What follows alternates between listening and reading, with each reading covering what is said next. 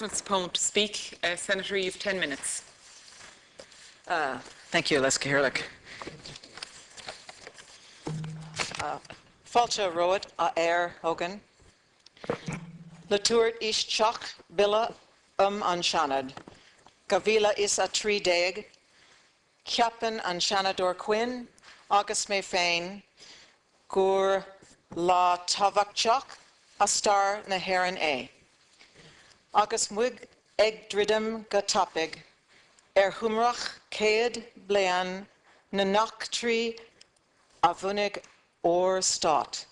Is an balach is far, is federling homos, a churt doiv shud a diber.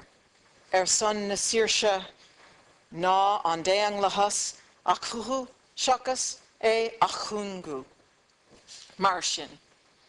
Eg shach lesh an star, August eg branu Eireann manrach mar ka peish fio. Lesh an milsha Talmud eg mala Seanad Eireann a anuachan August a cléclú. With the introduction of the Seanad Bill 2013, Senator Quinn and I see this to be an important day in Irish history. As we fast approach the many centenary anniversaries associated with the foundation of this state, the best way we can pay tribute to those who sacrificed so much for our freedom is to open up our democracy, not close it. So, in line with history and in viewing the Constitution as a living document, we propose with this bill the renewal and transformation of Seanad Eireann. The Seanad is an integral arm of the governance of this country as laid down in our Constitution. Banrach na Eireann has served the Irish people well. Abolishing the Seanad will disturb the essential democratic system of checks and balances upon which our Constitution is founded and which so far has resolutely stood test of time and change. Everybody should be clear that getting rid of the Seanad will remove a number of significant safeguards. This could impact negatively on the presidency, the independence of the judiciary, the sovereignty of our Constitution in the context of EU law, as well as the people's right to be consulted on major decisions, either by means of a referendum or general election. It is, of course, sensible that the Seanad provides some checks and balances on the power of a Dáil majority. In particular, a second chamber is a critical safeguard against rushed legislation, and I believe it is vital that Seanad Eireann should continue to play a valuable democratic and constitutional role as a revising chamber.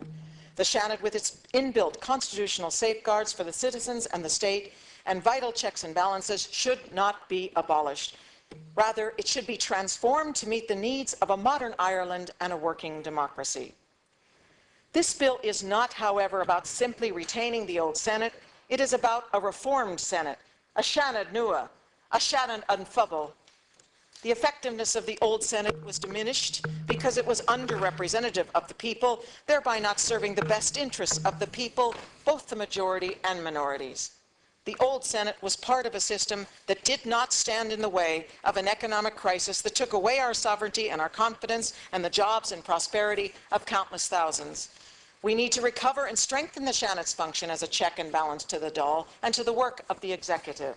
This is certainly not the time to cut the number of outside voices and expert views, to reduce the amount of scrutiny on the laws that affect the lives of our people, to license the civil service as an even freer hand to rule without query. And that's what Seanad abolition means. Instead, we need a transformed Seanad. This bill is born out of the Open It, Don't Close It consultation document that was published in 2012 of September. This document was the product of extensive consultation on the future of the Seanad. The reform process in this bill is significantly advanced by means of simple legislation to alter radically the way the Seanad is elected, who is elected, what powers it holds, and how it does its business. I believe that this will have immense positive effects of enhancing Irish democratic politics by further empowering citizens. It will ensure politics is not a closed shop, and it will give a voice to ordinary people at the highest levels of policy and legislation implementation. This bill breaks new ground, and it sets out key principles that would underpin a new Seanad.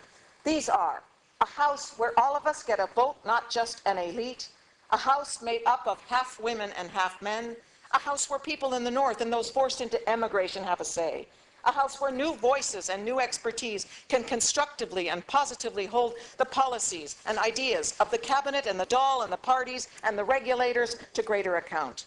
A House where legislation, both EU and domestic, gets the scrutiny it deserves. All of this can be done right now through legislation, not referendum, so why should we delay? In a departure from the current elitist approach, our bill enunciates the principle that every person shall have a vote in a Seanad election.